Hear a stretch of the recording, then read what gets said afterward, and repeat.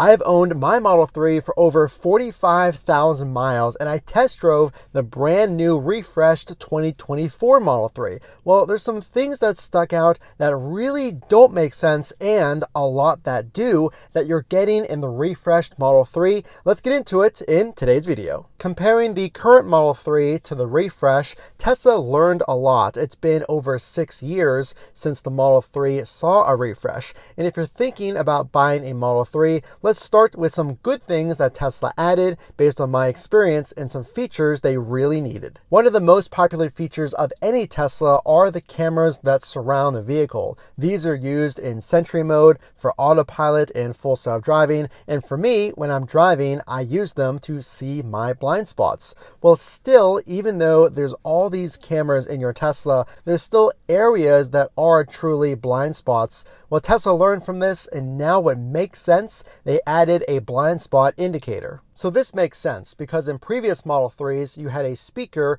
on that door area next to your dashboard. So now integrated into that same piece, you now have a light, a blind spot indicator, which is a much more natural way to look for those blind spots as we check our side mirrors instead of looking at the screen. So now you have another option in addition to those cameras to check those blind spots. This makes sense, especially if you live in a warm climate or if you choose the black Tesla seats, which I have. I found that in the summer, the interior cabin temperature of my Tesla can get quite hot. And if I forget to precondition my Tesla and cool the car's temperature before I get in it, well, now Tesla added ventilated seats. So if you do forget to precondition your vehicle, if you like your car cabin a little bit cooler, now Tesla added those ventilated seats. So now let's switch it up and let's talk about some things that may not make sense, or at least will make it a little more difficult to get used to that brand new 2024 refresh. Of course, some of these are positives to some and negatives to others. And of course, we have to talk first about the new stockless steering wheel design. This doesn't make sense to some. I'll give you my experience. I test drove the brand new refreshed Model 3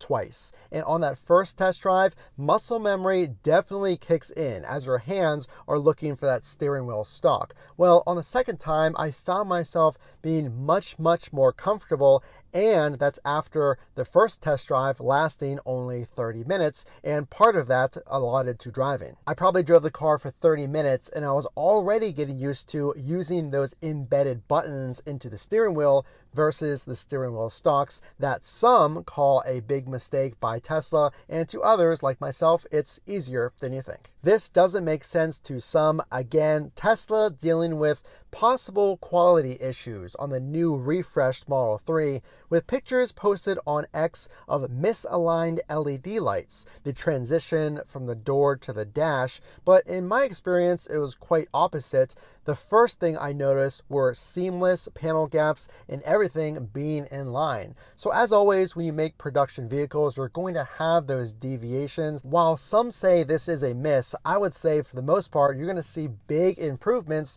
on this new refreshed Model 3. Two things that simply make sense for the new Model 3 refresh. And number one, did you know that now you can request from Tesla overnight demos of the Model 3 Highland? So not only can you take a 30-minute demo drive at the Tesla dealership during the day, but you can request to pick it up at the end of the day for an overnight demo. And number two, a brand new suspension is now in the Model 3, probably the smoothest Model 3 or any Tesla I've ever driven in. This is a truly high quality suspension, and you'll hear it from me and countless other videos online. The smooth ride in this Model 3, the cabin noise as well with the acoustic glass are some of the biggest improvements and things that just make sense in this new Model 3. More things that make sense on this refresh. Tesla has added one of the biggest complaints of my Model 3 and previous models of this sedan was the interior cabin lighting, especially at night.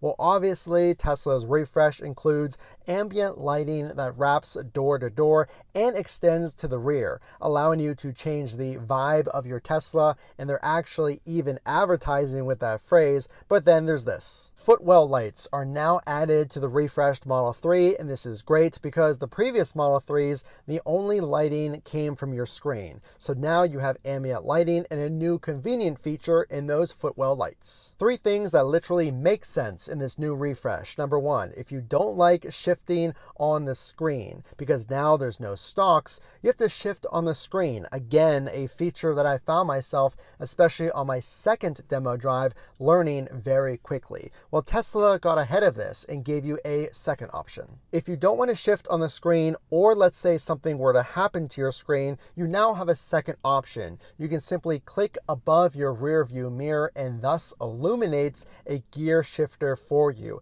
Again, this is a preference if you want to use that, or if your screen for whatever reason is not functional, you can now manually shift with this illuminated gear shifter. So I drove the car, and I'm going to give you my thoughts on other things that those have said simply don't make sense. And number 1 is the design. So design is absolutely subjective. I've had comments on my X profile that they prefer the previous model's bumper, or they prefer the previous model's headlights or front bumper. Well, that is something that is a preference to those buying the vehicle. I personally love the refresh. I will say it's definitely easier to clean that front without those air diffuser splitters, if you will. And the back now looks more aggressive, and if you're unaware, has an air diffuser, which should help your performance as well. The next thing that doesn't make sense is previously Model 3s qualified for the full EV tax credit, but now they don't. So what has changed? Well, at no fault to Tesla, now Model 3s no longer qualify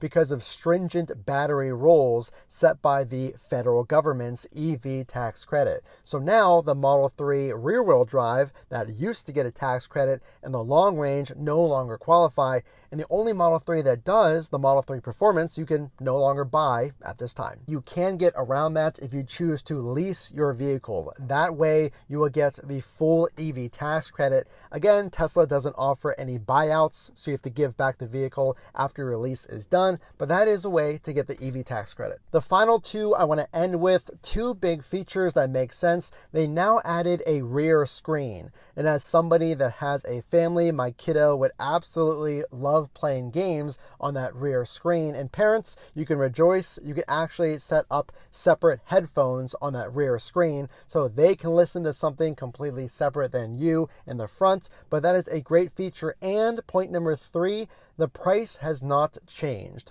One of the best pros in this new refresh is now you get that screen, ventilated seats, a new design, and more, all for the same price. You're going to be impressed with the ride quality because of the new suspension as well. And I think they added a lot of extra features like that rear screen, the ventilated seats, and more that very likely added to the cost of making the vehicle. But now, again, you're getting it at the same price. So something new for all Teslas that I want to mention, now Tesla will remind you to charge your vehicle. So if you park your Tesla at your home and your battery is under 50%, you will get a notification as a reminder to charge your Tesla. Especially helpful if you have a hectic day like I do, or if you have a family and you get into the garage and you have a handful of groceries. These notifications will really help you out, so the next day you can leave with a full charge. So I'm not really sure if this one doesn't make sense, but I'm going to throw it in there.